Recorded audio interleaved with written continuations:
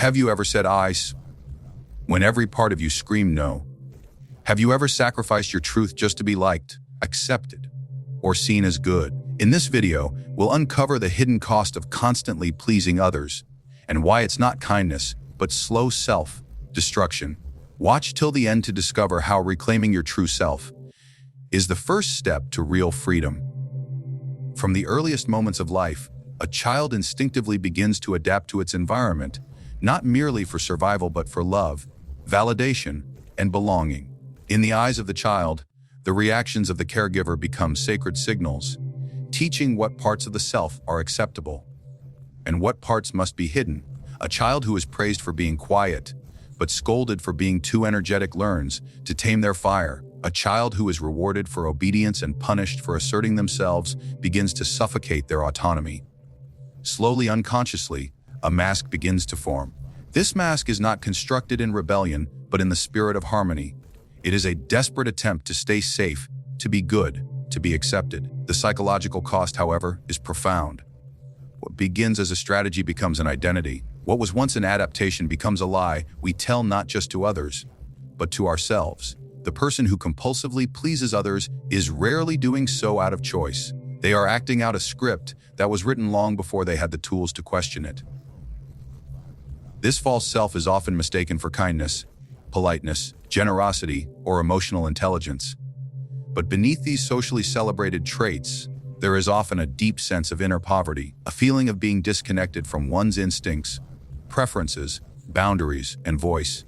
The person who has built their identity around pleasing others often does not know what they want, not because they lack desire, but because their desire has been buried under years of performance. The tragedy is not just in the exhaustion that comes from constantly managing other people's expectations.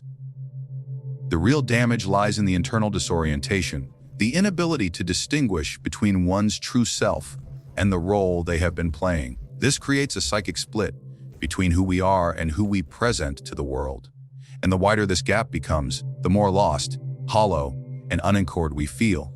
We wake up one day in a life filled with obligations we never chose, relationships that don't nourish us, and achievements that feel strangely meaningless.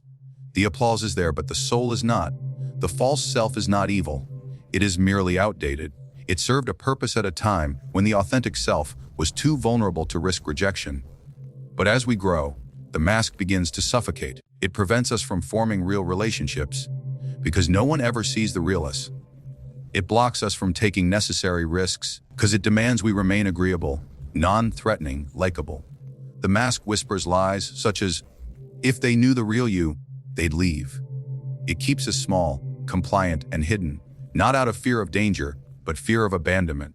The world may reward the people pleaser with compliments and approval, but internally, such a person often feels invisible. They are seen only for the role they play, not for who they truly are. And over time, this erodes the foundation of the self. One begins to lose access to intuition, to passion, to raw emotion. Even joy becomes a performance. The voice within grows fainter, replaced by the noise of what others expect. It becomes difficult to distinguish between what is freely chosen and what is unconsciously performed. This condition is not rare. In fact, it is alarmingly common in modern society, where identity is often shaped more by the gaze of others than the content of one's inner life. Social media has only intensified this split, turning everyday existence into a stage and the self into a curated image. The deeper one falls into this pattern, the more they live as a ghost in their own life, present yet absent, loved yet unknown. The tragedy of the false self is that it may succeed in winning approval, yet fail in producing any true connection or fulfillment. The mask becomes the jailer, and we, its willing prisoner, unsure whether we even remember who we were before the pleasing began. Every human being carries within them a shadow, a reservoir of thoughts, impulses, feelings, and desires that have been judged as unacceptable, immoral, dangerous, or simply inconvenient. These are not necessarily evil in nature, but they conflict with the image we try to present to the world, and, more tragically, to ourselves. The compulsive need to please others accelerates the suppression of this shadow because the individual constantly monitors their own instincts, filtering them through the imagined judgment of others. The inner world becomes a courtroom, and the ego plays both the prosecutor and the defendant. In the pursuit of being liked or appearing good, anything that doesn't match the curated persona gets cast into the unconscious. Anger is labeled as impolite. Assertiveness becomes selfishness. Desire becomes shame.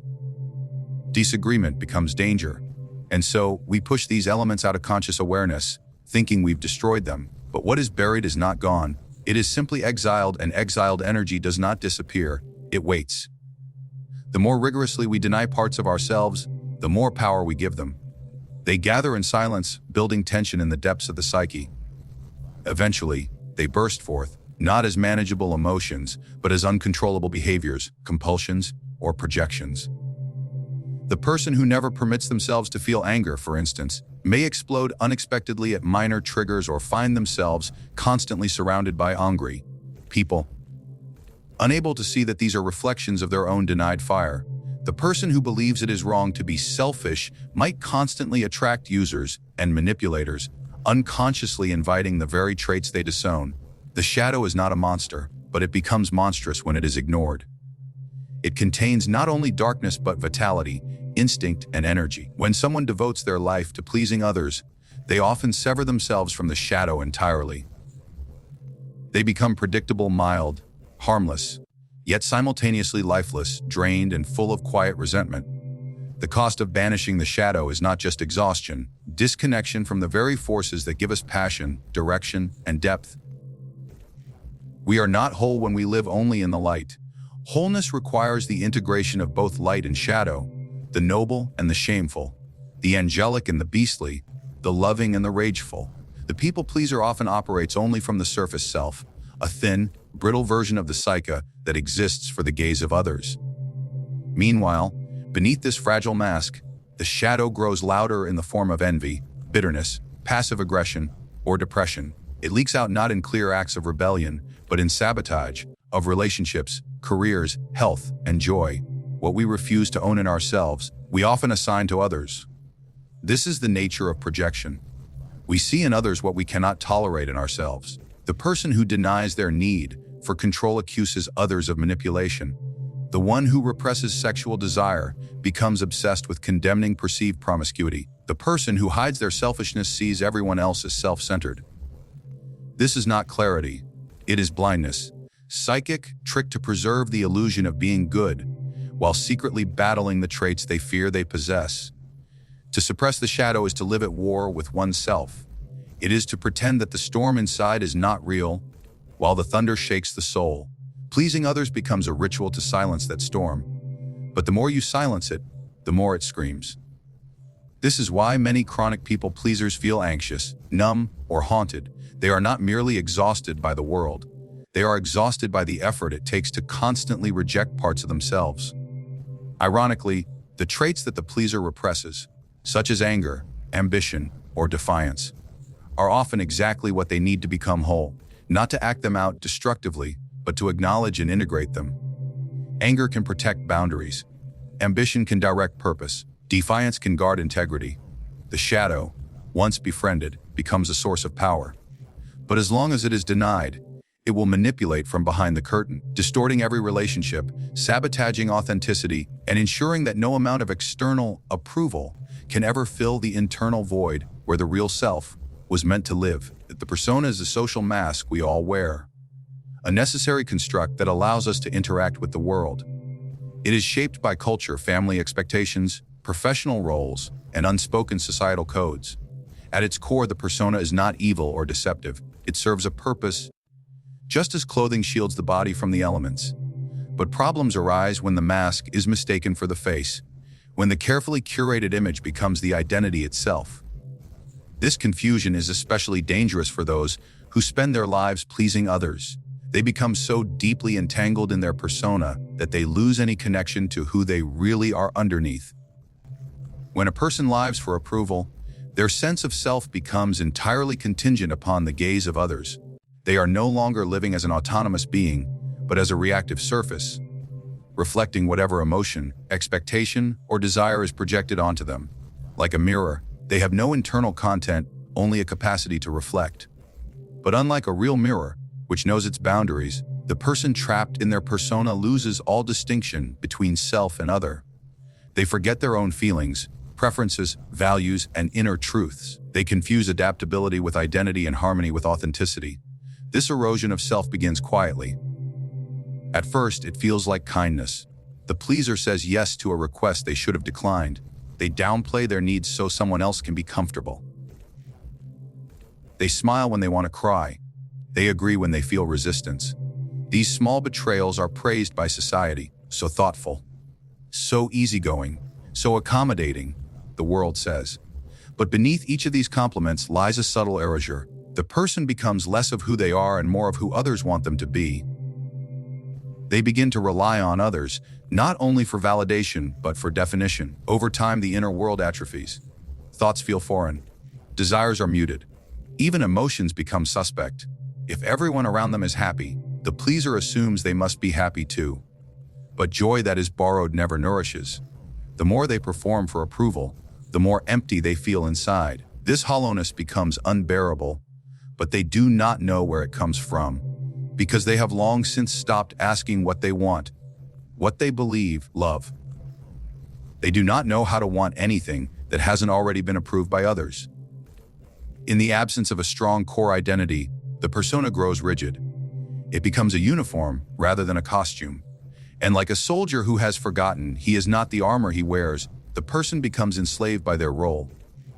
They feel unable to say no, to show weakness, to speak truths that others might not like. Their social mask becomes their prison. Even moments of rebellion, snapping in anger, withdrawing suddenly, only deepen the shame and reinforce the cycle. Because the mask was designed to please, any deviation from it feels like failure. One of the most tragic aspects of the persona trap is how it blocks intimacy. Because the persona is a mask, relationships formed through it are never truly seen or known. People may admire, need, or even love the pleaser. They do so based on a projection. The real self, raw, contradictory, alive, remains hidden and eventually forgotten even by the person themselves. As a result, the pleaser often feels profoundly lonely, even when surrounded by affection. There is a quiet panic that whispers, "If they knew who I really am, they would not stay." But the truth is more haunting. If you no longer know who you are, then even you cannot stay. The danger of becoming a mirror is that mirrors do not generate light, they reflect it. And when others walk away, when approval fades or is withheld, the mirror is left with nothing but the empty echo of other people's desires. It becomes brittle, fragile, desperate for a new face to reflect. In this state, people become dangerous not only to themselves but to others. They may manipulate, perform, overextend, or collapse entirely, all in an unconscious bid to be seen again, to feel real again. But nothing external can fill a void that was carved by the self's own disappearance.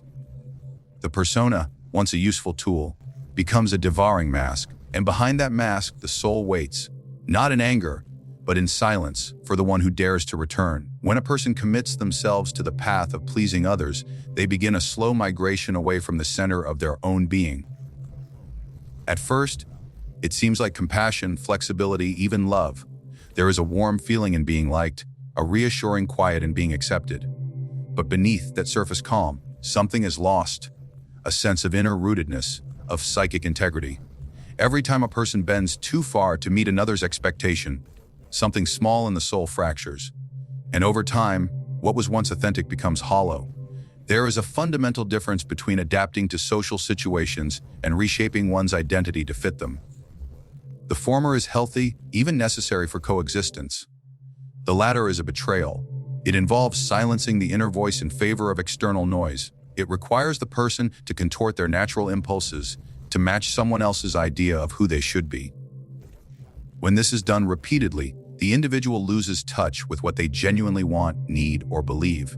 They begin to live outward in, not inward out, and the human psyche cannot survive long in such inversion without consequence. This disconnection from the self breeds inner unrest. The individual begins to experience symptoms that seem unrelated to the original cause: fatigue, that no amount of sleep can fix, sadness that appears without story, anxiety in places that once felt safe. But these are not random disturbances. They are psychic alarm bells. The unconscious has been watching this slow departure from the true self and is now erupting in protest. It is not content to be exiled quietly. It sends its messages through emotion, through dreams, through moments of unexplainable despair, all calling the individual back to authenticity. However, the tragedy is that most people, trained since childhood to please and conform, do not hear these messages clearly. They interpret their suffering as a flaw. They believe they are broken, and so they double down on the very behavior that is wounding them. Being more agreeable, more available, more accommodating, hoping that if they can just do everything right, the ache will go away. But the ache is not a punishment. It is a plea from within, a call to return home. Disconnection from the self often brings with it a spiritual emptiness. The world begins to feel gray, even when it is full of color. Nothing excites. Achievements ring hollow. Relationships feel performative.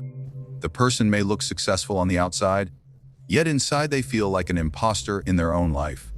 This dissonance between external validation and internal deadness is not a sign of failure.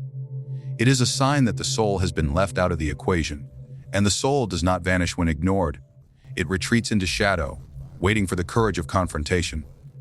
When people live to please, their boundaries become soft, porous. They lose the ability to say no without guilt, to speak their truth without apology, to exist without explanation. Over time, others begin to sense this. Consciously or not, people treat them not as equals, but as tools. The pleaser becomes a function in other people's lives, not a person.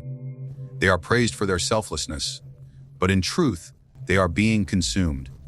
And because their sense of identity is so entangled with being liked, they accept this consumption as love. But love that requires you to vanish is not love. It is dependency masquerading as care. The psyche revolts against falsehood. It may take years, even decades, but the cost of disconnection always arrives. In dreams, it appears as lost children, crumbling houses, or endless searches. In waking life, it surfaces as chronic dissatisfaction, resentment, self-abandonment, or even illness. The body and mind are not separate from the soul. They are its instruments. And when the soul is buried beneath layers of performance, they begin to malfunction. Not out of cruelty, but because they are sounding the alarm. Something essential is missing. Those who live only to be loved eventually forget how to love themselves. They begin to fear their own opinions, their own voice, their own needs. They seek mirrors instead of windows, places where they can see themselves reflected through the approval of others, rather than looking out into the unknown and discovering who they are. The longer this pattern persists, the harder it becomes to recover the self. But the self never disappears. It waits like a mythic figure in the forest, patient and wild, asking only for one thing: to be met without disguise. The development of the false self begins as a survival mechanism. In early life, when a child senses that love, safety, or acceptance are conditional, they instinctively mold themselves to meet the expectations of their caregivers. This adaptation is not born out of deceit, but necessity. The child learns to suppress anger if it invites punishment, to mute excitement if it leads to shame, and to smile when crying would be inconvenient for those around them. Slowly, layer by layer, child constructs a version of themselves that is palatable to others. And in doing so, they bury the unfiltered, chaotic, raw truth of who they really are. This false self often becomes so convincing that even the individual forgets it is a performance. They grow into adulthood with a persona crafted to keep peace, avoid rejection, and fit into the collective mold. They are agreeable, dependable, self-sacrificing, qualities celebrated in social settings. Beneath this socially acceptable mask lies a quiet grief, the grief of having abandoned one's essence. The tragedy of being praised not for who one is, but for how well one can hide. The construction of a false self requires the suppression of all parts of the psyche that do not conform. Anger is tucked away, desire is minimized, individuality is diluted. Even joy, if too loud or unusual, may be dimmed to avoid drawing unwanted attention. These exiled aspects do not die. They descend into the unconscious, becoming what Jung referred to as the shadow. And the more one denies their truth to please others, the larger and more volatile the shadow becomes. It begins to leak through in unexpected ways: sudden outbursts, passive aggression, depression, or inexplicable anxiety. The shadow demands recognition, not out of malice, but because the psyche cannot remain divided without suffering. In relationships, the false self becomes a barrier to intimacy. Because it is a mask, it cannot connect authentically. The pleaser may be loved, but they will never feel truly seen. And when one is not seen, they are not known. Over time, this leads to a haunting loneliness, a sense that no matter how surrounded one is, they are always alone. That loneliness is not a failure of others to love them, but a consequence of presenting a version of themselves that was never real. No one can love the true self if it is never revealed. Living as a false self also warps one's sense of value. The individual becomes addicted to external approval, mistaking it for worth. A compliment becomes nourishment, criticism a wound.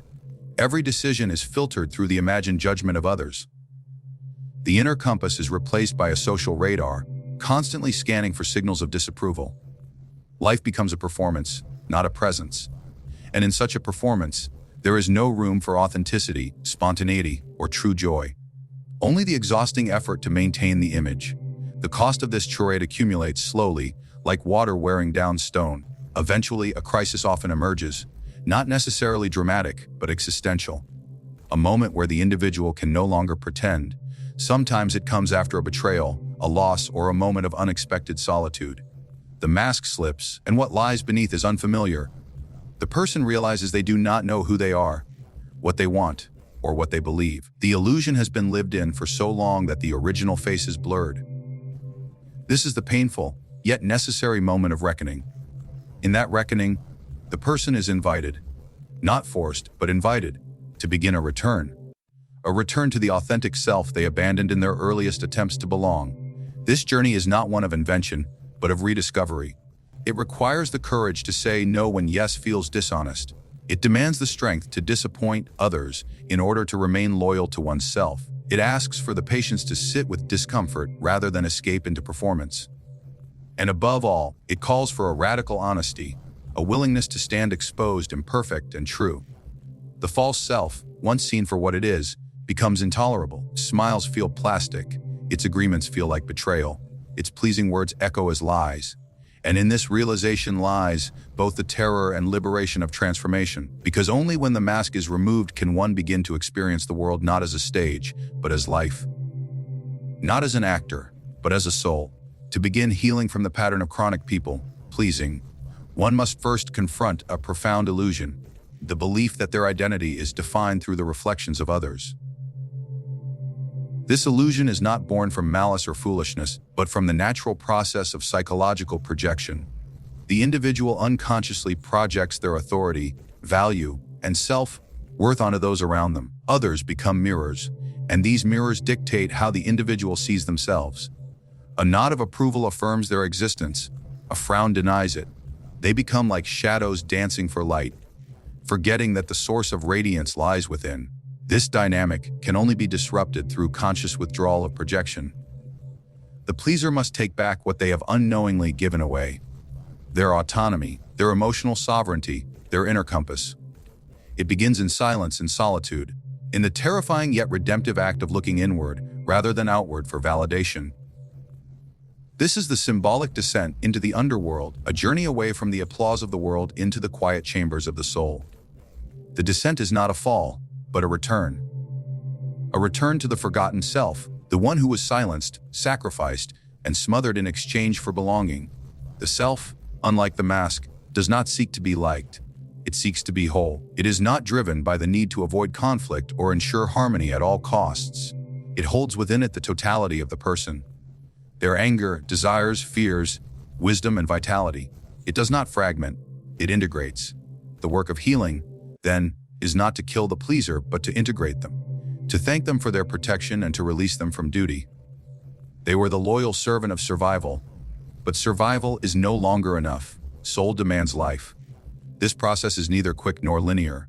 It unfolds in layers over time through repeated encounters with situations that trigger the old reflex to please. In each of these moments lies an invitation, not to react, but to reflect, to pause, to ask, am I speaking truth or seeking safety? Am I showing up as myself or as a role? Am I choosing out of freedom or fear? These questions are sacred torches in the dark cave of unconscious patterns. They illuminate, not accuse. They bring awareness, and with awareness comes choice. True healing also involves confronting the emotional wounds that made people-pleasing necessary in the first place. Often, these are wounds of rejection, abandonment, shame, or conditional love. The inner child, the original self, carries these wounds still, hoping that by being good enough, quiet enough, kind enough, they will finally be loved without condition. But no external love can heal a wound that was created by abandoning oneself. That healing can only come when the adult self turns inward, embraces the child within, and says, "I see you, I hear you. You are enough, just as you are." Such healing is not an escape from pain, but a reconciliation with it. It is the alchemical process of turning lead into gold, of transforming the dense weight of self-betrayal into the radiant strength of self-acceptance. And this transformation gives birth to authenticity, a word so overused yet so rarely understood. Authenticity is not a performance of uniqueness, it is the absence of performance. It is the courage to be ordinary, flawed, honest.